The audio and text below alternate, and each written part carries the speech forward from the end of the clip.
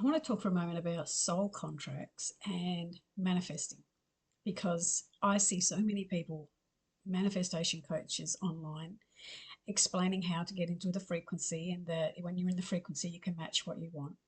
But I find it very difficult to find somebody who actually talks about soul contracts, karmic debt, and how that can play a role in manifesting or how it can stop manifesting.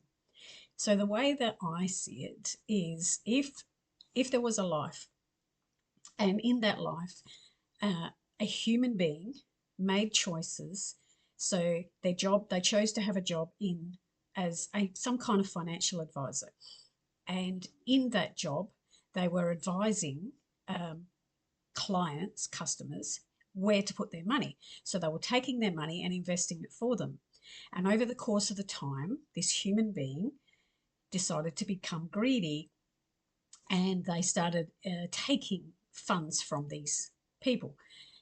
So over, let's say over a 20-year time, they invested, stole money from 100 different innocent people that were trusting them with their money. And it comes out, they could go to jail, they could be arrested, whatever happens to them in human form. But what happens to them when they have died? When you die, the ego dies. So the higher self sees everything with absolute purity and truth. And it sees it in a way that it's such a deep understanding that everything can be accepted. So when we're alive, people that are accountable for themselves find it the ego finds it hard to be accountable. The ego finds consequences hard. But when we died, the soul can take consequences. The soul can be accountable because there is no ego. So let's say in that instance where somebody had stolen from 100 different people and in the process of stealing from them, totally changed their course of life, created those 100 people to suffer sadness, depression, and worry, anxiety. Where's they're going to get their money back from? Everything that one particular person chose to do made all those people suffer. So the soul then is in a situation of feeling, understanding the feeling of what those 100 people went through. It's not that because the soul by itself can't produce the feelings like we have in a human body, because we need the nervous system, the wiring of the brain. We need all that physical to understand what the emotion is.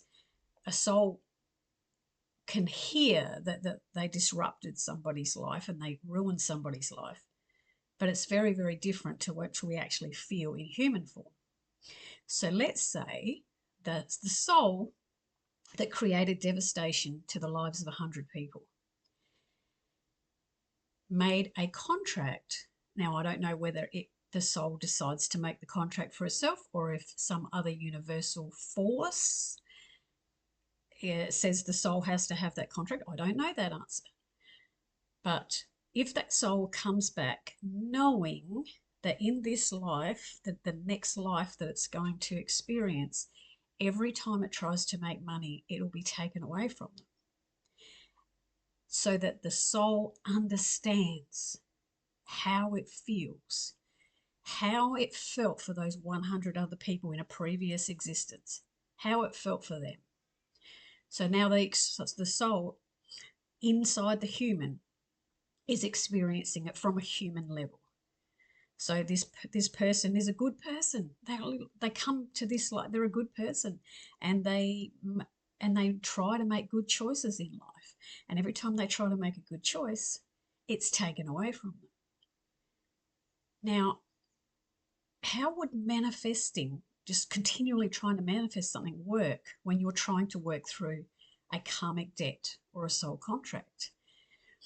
I'm also, from experience of doing this kind of work, I have seen when we acknowledge, as a human, when we actually acknowledge the pain we cause somebody else, when we acknowledge that in a previous life, maybe I did take from other people and I am now having it taken from me. And now I truly, on a very core level, I understand how my choices are impacting on other people.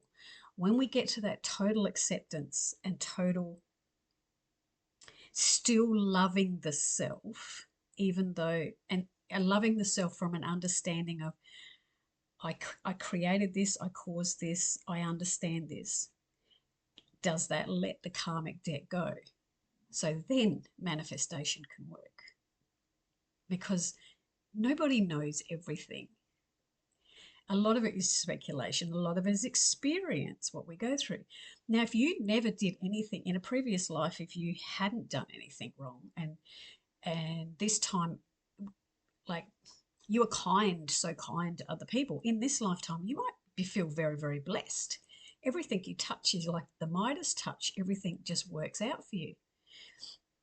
If in a previous life you caused somebody else to lose their health, or there was some kind of accident, or you intentionally hurt somebody else that caused them to lose the function in their body and they become a paraplegic, what's to say that once that life ended and a soul comes back, it decides, I will have a life where I have disabilities. I will choose to have a life where I would then understand what it felt like when I took away somebody else's mobility. You see, there is such a bigger picture going on. We get so caught up in this little character we're playing. You're playing a little character in this life and you're following society. And if that person's traveling, well, I want to travel. And that person's bought a house, I want to buy a house. And that person's doing this, I want to do this. You want to fit in. You want to fit into society. We get so caught up in this little human existence, we totally forget there is a huge picture playing out, which is the soul learning from these existences. The soul is more real than the human existence. But we think the human existence is more real because it's physical. We can touch it, we can see it, we can hear it. So we think this is the real, and we think the afterlife is the fantasy, and it's the other way around. This is the fantasy.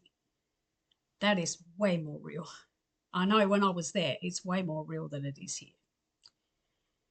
So how would you know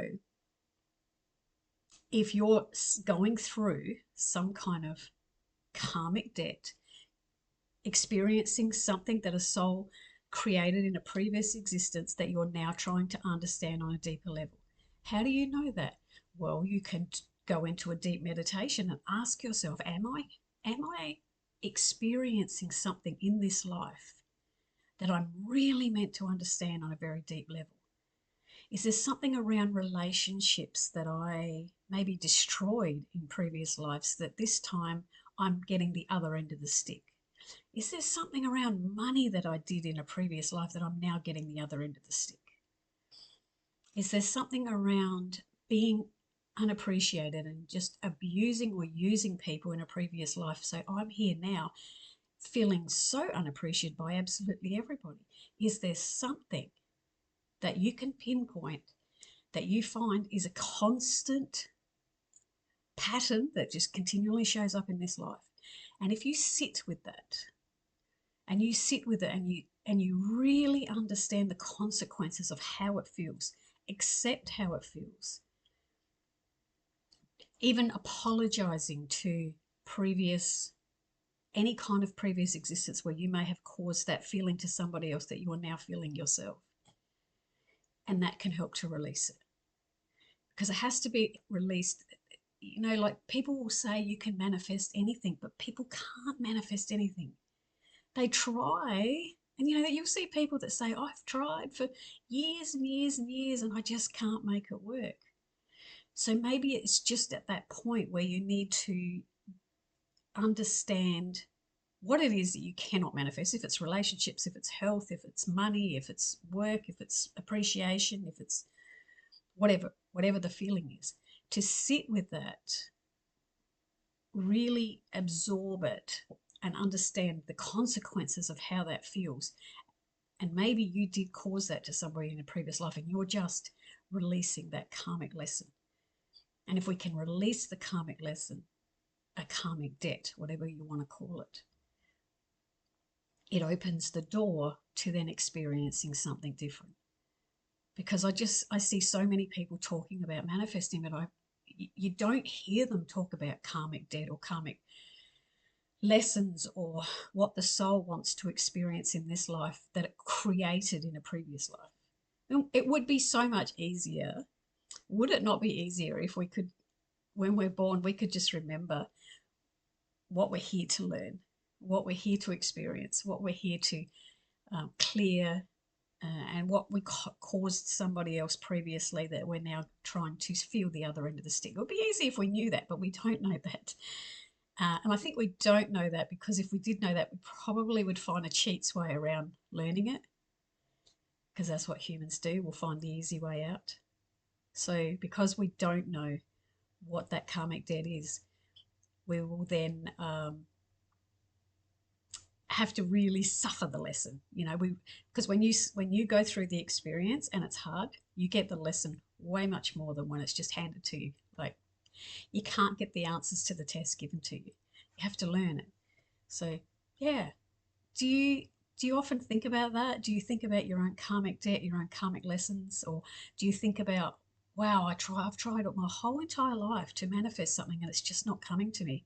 But it never occurred to me that maybe I'm experiencing the other end of the stick from something that happened in a life previous to this one.